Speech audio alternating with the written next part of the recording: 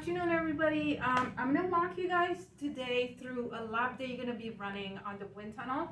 So I'm going to just walk you through the steps, and if you're absent from class, you can definitely watch this video and possibly even get some of the data off of the video. If you are in class, then I'm just going to demonstrate what you guys are going to be doing in class.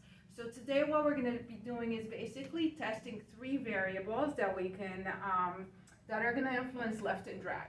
Our final goal is to get those lift and drag measurements, and we're going to test three different variables for that. The first variable being the airfoil itself. As you guys know, we're going to test three different airfoils: the NACA 0012, NACA 2412, and NACA 6412. And by now you guys should all know what those numbers tell us about camber, about thickness, and so on, about the airfoil. So number one variable, the airfoil. Number two variable, we're actually going to vary the speed of the air going through the wind tunnel and see what impact that has on lift and drag. And our last variable that we're going to test is the angle of attack of the airfoil, and we're going to see how that influences lift and drag. So I'm going to demonstrate with just one airfoil. I'm not going to be changing airfoils in this video. You guys are going to be doing that yourselves in class. Right now we got the 64 NACA 6412 in here. So I'm going to demonstrate what you guys are going to be doing starting with airspeed.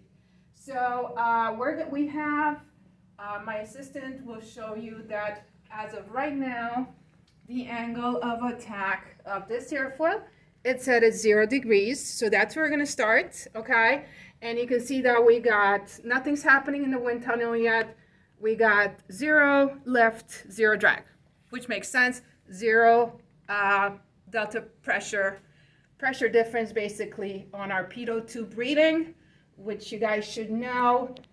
This pressure difference reading correlates with this pitot tube, and you guys will be able to figure out from this reading what the velocity or speed of the air is through the wind tunnel. All right. So we're starting off like this, and what I'm going to do is I'm going to gradually increase the speed of the air through the wind tunnel by turning on the fan. The fan is sucking in air, and as I turn it higher and higher, the air is going to move faster and faster. And as I'm doing this, my assistant will be taking a close-up of the numbers, so you guys can see what's going on with the lift and drag number and the pressure readings. I'm going to go from 0 to max fan speed, max air velocity. All right, so let's do that right now. I'm going to position myself so we can get a good picture of the readings. All right, so about halfway.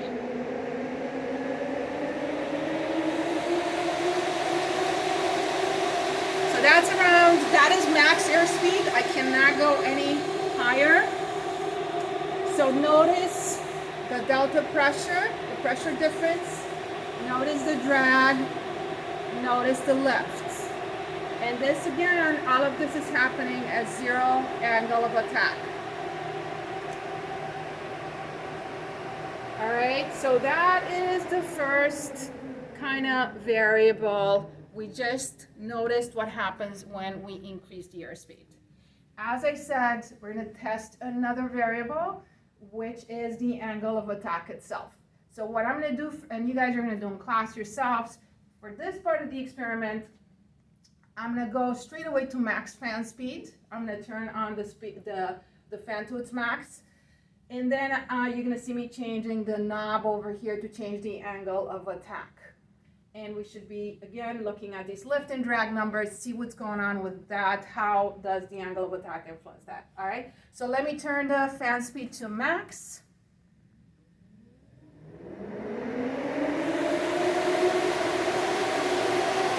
All right, so the fan right now is max speed. Angle of attack is 0. I'm going to go to 5 degrees from 0, so that's 0 right there. These are the readings at 0 angle of attack. I'm now going to move my airfoil. I change my angle of attack to approximately 5 degrees. All right, so you can see my little reading over here is telling me where I'm at. So it looks like I'm just around 5 degrees right now, more or less. So have a look at the lift and drag numbers. See what happened to that. I'm gonna go up to 10 degrees. Just gonna go increments of 5. So I'm gonna go up to 10 degrees.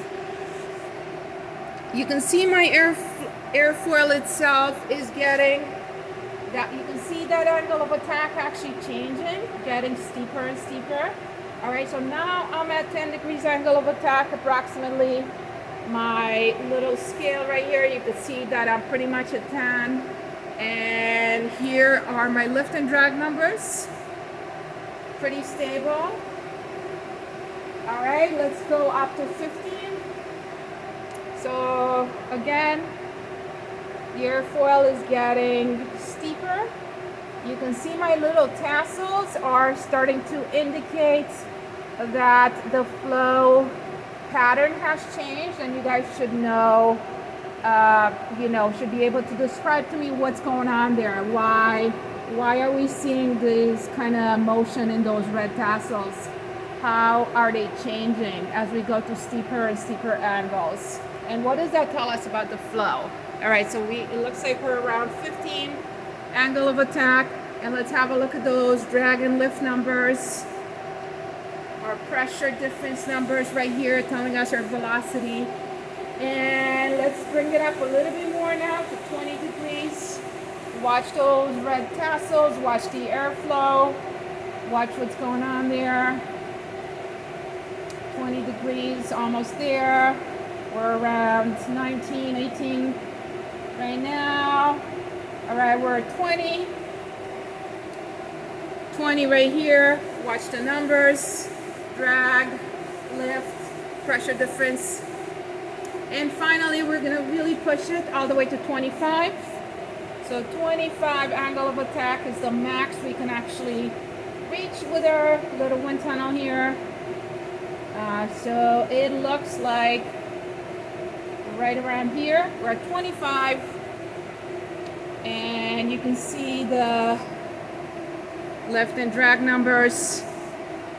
And you can see our change in pressure. All right.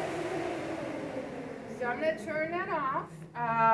And as I said, you guys will also do one more variable, which I'm not going to do for you right now, but you're going to actually take out this airfoil and you're going to replace it with a 2412 or 0012, a different NACA airfoil. And we're going to be able to see how those lift and drag numbers change as a result of the airfoil shape itself. All right, hope this was helpful, and I will see you guys in class.